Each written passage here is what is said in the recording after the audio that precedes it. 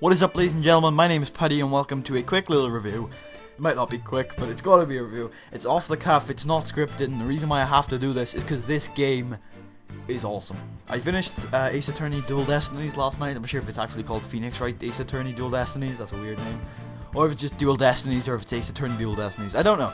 Somewhere, it's called Dual Destinies. Someone look for it. I finished Dual Destinies last night, and it is incredible. Dual Destinies is, right now, I haven't thought about it too much, but I would say not definitely, but I would say it's probably my favorite game of all time, because the story throughout the entire game, and not all the cases are related to the story, but 3 of the 5 are. The story throughout the entire game is incredible, and if you loved Phoenix Wright like I did from day one, this game is the greatest Phoenix Wright game ever, because you look at Ace Attorney, you look at Justice for All, you look at Trials and Tribulations, and tell me that there isn't a filler case in there, because there's always a filler case in there. There is one case that just isn't as good as the rest, or maybe even more in the case of Trials and Tribulations, where I thought the cases that weren't related to the main story were actually quite bad, but that was just me. And then you look at, obviously, Miles Edgeworth, that's hot and cold for people. I didn't like that series, and I think Apollo Justice actually did a very good job at this, but then again, the characters weren't there in Apollo Justice. This game is definitely a perfection of what came before. There's not a lot new here, but it's solid gameplay wise. It's as good as the rest of them. Slightly easier, I would say, but I mean, it's a graphic novel. You do not need a challenge. Slightly easier, I would say, but the story is perfect. I have to be honest. I cannot pick a flaw with this story.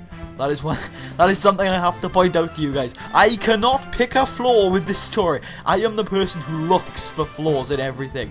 This story is perfect. Absolutely perfect. From the first case to the last case, the little intricate details, the plot here, the plot there, the twist at the end, brilliant. Absolutely brilliant. And the final case, if you've played Phoenix Wright from the start, is nostalgic as hell. And it's been set up for about 10 years that every character you've grown to love is gonna come back and do something epic. And that, well, not every character, but I'd say one, actually. I was expecting another one to come back too, but I wouldn't say the character I'm thinking of needs to be there, but one character I thought did need to be there was missing. But aside from that, they're almost all there. It's incredible how many characters they brought back from the past. Oh, there's another one they missed, I remember now, but he couldn't have come back. Anyway, again, this is really off the cuff. The final case in this game is the greatest 10 hours of my life.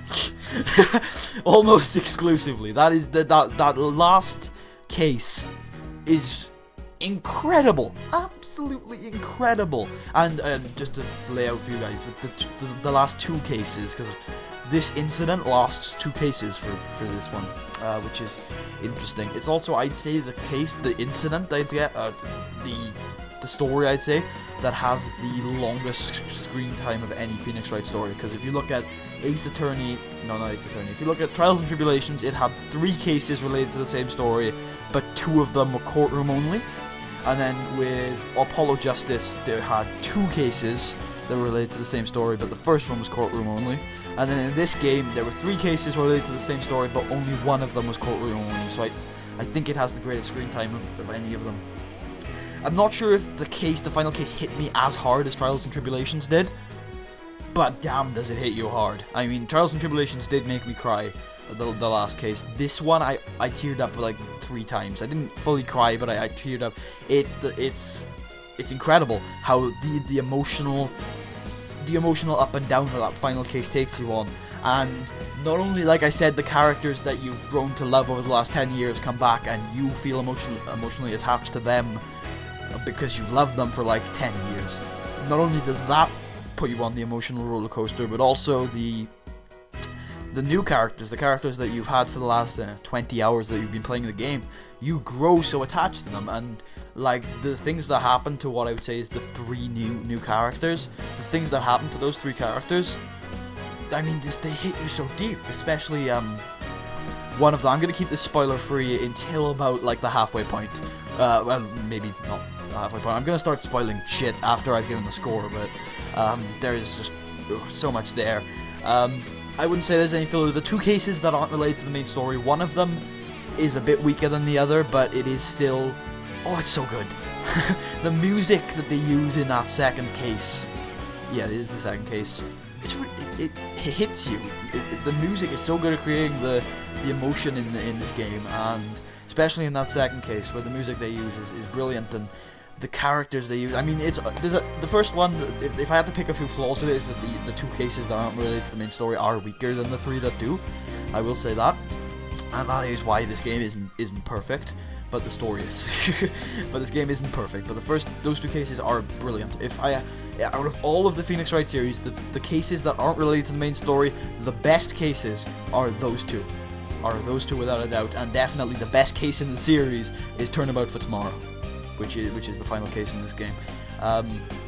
So, again, if I had to pick a flaw, there's 2 cases that are weaker than the others because they're not related to the main story, but even they're really fun to play. They have awesome plot twists, brilliant characters, and I guess it is kind of related to the main story because one of the plot twists is there. I just have to point that out. One of the plot twists is there from that point, and I can't even spoil it right now, but it's absolutely sensational. That's the only flaw I can pick out with it. Also, if you don't like graphic novels, what are you doing playing Phoenix Wright? This game is stellar, and in my opinion, it is the greatest game ever made. Some may pick fault that it's a graphic novel, but in its genre, it's perfect. Almost. Almost. And so, for that reason, I give Phoenix Wright, so Ace Attorney, Dual Destinies, a 9.5 out of 10. Okay, I need to get this story off my chest. This story, for those of you who have no intention of playing the main game, I'm just going to go over the overarching, the big plot twist. I'm not going to go over the emotional turmoil that happens with Athena and Black Quill, because that is all on its own. The 7-year-ago case with the murder of Athena's mother and the Phantom, that's where the Phantom started, really. That whole thing that makes you die inside. I'll take that to the side for a second, and Athena's fears of the courtroom and everything like that. I'm not going to discuss that, because that is just... no reason to discuss that. I may at a later date, but right now I just want to concentrate on the plot twist, because it's insane.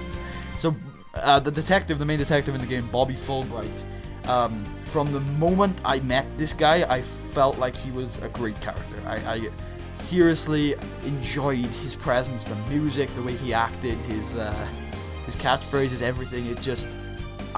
you hooked to him. He was such a charismatic character, and as you go through the game, you feel even more connected to him, and his concerns for Black Quill, who is a convict serving as a prosecutor, had to reform him. It feels so real, and it makes you feel sorry for both parties, both Black Quill and Fulbright, and you know, the amount of sympathy you have for both characters is huge. And then once you get to the final case and you see how much pain it seems like Fulbright is going through on his sense of justice, and also his affiliation with Black Quill, you feel so sorry for him, and you hope it's gonna get resolved by the end of it.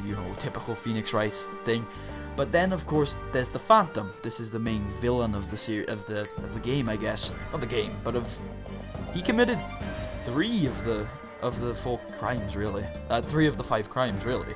Because, of course, the first crime is the courtroom bombing and then the murder of Detective Arm. And although Ted Tonate did commit the murder of Detective Arm, the courtroom bombing was not committed by Ted Tonate. It was committed by the Phantom. Because the Phantom... why did he blow... he blew it up to disguise the moon rock. See, it all comes together. Every single case in this game just comes together. Anyway, I'm getting way off topic, but basically the Phantom killed Athena's mother 7 years ago to stop her from revealing his identity, because she was see, this goes so deep, because she was analyzing the psychological profile of his voice that Black Quill had given her. You see how this is going? He goes, Black Quill is tracking the Phantom. So Black Quill has a voice sample from the Phantom, which he gives to Athena's mother, Metty Sykes, to analyze, because she's a an analytic psychologist, there you go. And when she's analyzing it, the Phantom murders Miss Dr. Sykes in the presence of Athena, 11-year-old Athena, who is then later blamed for the murder. And then the Phantom, after that, he's gotten blood on the moon rock in the lab, and he has no way of disguising the moon rock, so he sends it up into space. And as the probe is coming back down, obviously he bombs it, as he was planning on doing from the start, just to sabotage, because he's an international super spy. You see how deep this goes? Anyway, this is how and then 7 years later, the probe comes back down from space with, the probe comes back down, and the next probe is set to go up with Solomon Starbuck and Clayteran, who were from the previous case. Clayteran obviously has been murdered at this point, and you find out that Clayteran was murdered so that the Phantom can steal the moon rock again. And then when he leaves, he drops them. I don't think he drops it. I don't know why he didn't steal it. Oh yeah, I know why he stole it, because the Phantom was in the room. He murdered Clayteran. Detective Arm walks in and starts firing at the Phantom, and so he's just got to get out of there, and so he does. And then that's why he has to leave the moon rock. Since he hasn't destroyed the moon rock is in court a couple of days later, and the Phantom bombs the courtroom to get rid of the moon rock. So this Phantom is obviously one hell of a criminal. And then, obviously, apparently the psych, because we got the results back from that psych profile from Athena's mother. It went back to Blackwell, and Blackwell knows the profile, gives it out to the courtroom, and the profile says that the Phantom basically doesn't feel emotions like normal people do. So, I don't know what my point was there. Ew. Damn it. So basically, the Phantom doesn't feel emotions, and that's why he could escape. There's something about it, like a 20 feet jump, and that's why the Phantom can escape, is because he has no emotions. Well, he doesn't have no emotions, but he can control his emotions. That's the thing about the Phantom. I don't know what I was going off of there with the psych profile, but that is important. So basically, the way we found out about this plot twist was Aura Blackwell. This is Simon Blackwell, Prosecutor Blackwell's older sister. She lowered her ladder. She lowered the ladder in her lab to allow the people in the lab to escape, and everyone in the building to escape, really. And that ladder was used for the Phantom to escape, because he jumped 20 feet onto it. And the way we caught the Phantom is any ladder in the building could have been used, but Aura's was the one that was used. And the reason why Aura's was the one that was used is because the detective leading the investigation told her to use it. And who is the detective leading the investigation? Bobby Fulbright. So, there you go. That's the main plot twist of Ace Attorney. The detective from the very start is the Phantom, an international super spy who murdered 2 people, caused 3 bombings. This is the cheeriest guy in the world. Comes up to the stand, obviously, and he's broken down in the end. And it turns out that Bobby Fulbright is actually dead. He's been dead for like a year or so. And this Phantom was only impersonating Bobby Fulbright. He was actually a spy who could impersonate everybody. And he'd lost his actual identity. The closest he'd come to having an actual identity is to be Bobby Fulbright, because he's been Fulbright for a year. Like, he's used to it now. But in actuality, he doesn't have a real personality. He doesn't have himself. He's lost himself through all these disguises, and there's no way to get to his real personality. And just as he's about to, he's looking deep inside himself and realizing it's time to just give it all up. Let's just get back to who I really am.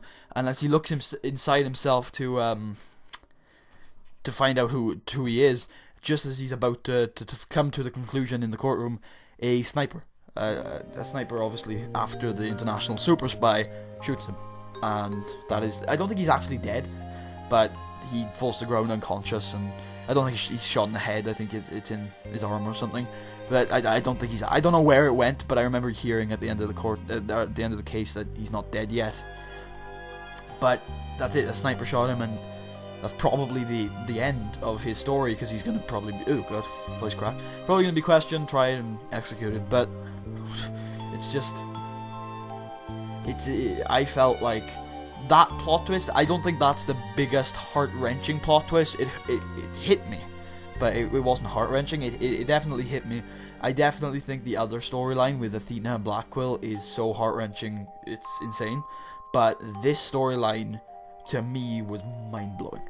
And I felt that character. I really liked that character, and to see him to see it end like this it hit me, and I really, really enjoyed the emotions that I felt during this game.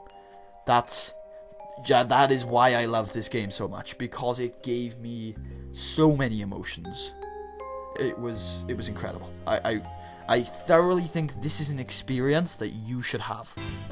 If you have a 3DS, or a 2DS, or a 3DS XL, or if you're watching this in 2014 or any later, maybe there's a new thing out that can play 3DS games.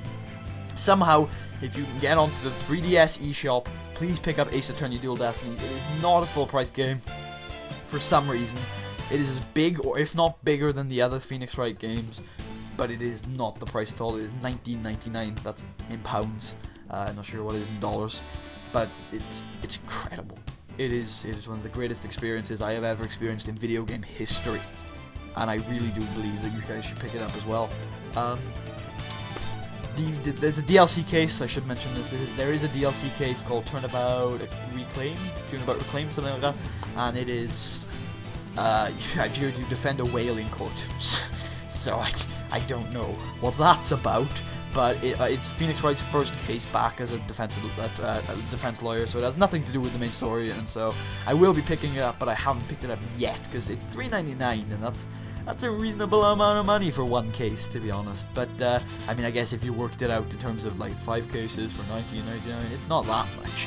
But if you remember the Rise from the Ashes case from Ace Attorney, it was only £1. So for it to be $3.99, it must be slightly better. But Rise from the Ashes was incredible, so I doubt that.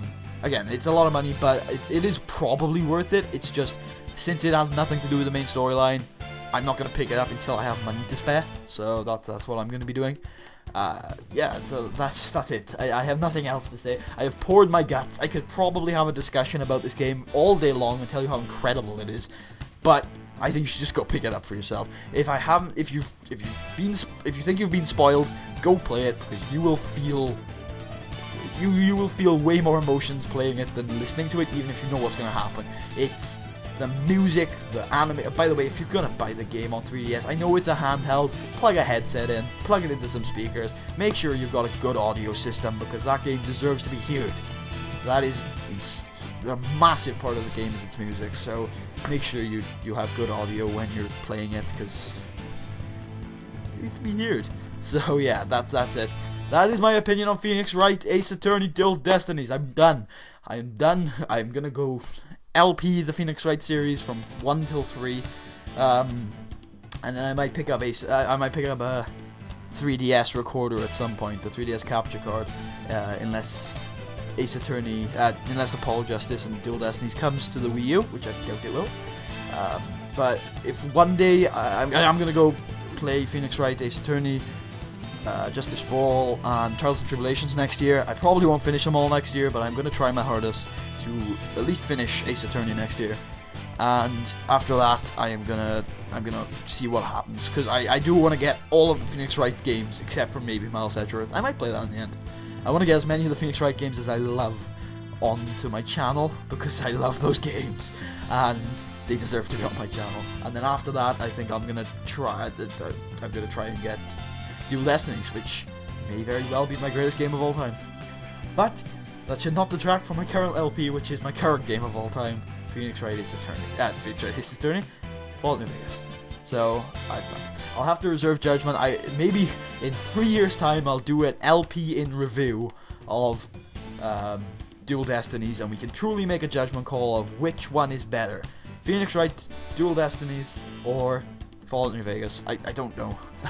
I think Dual Destinies is better. The storyline hit me so hard. Anyway, I've gushed on for long enough. Please pick up this game. Thank you for watching, and I will see you guys next time.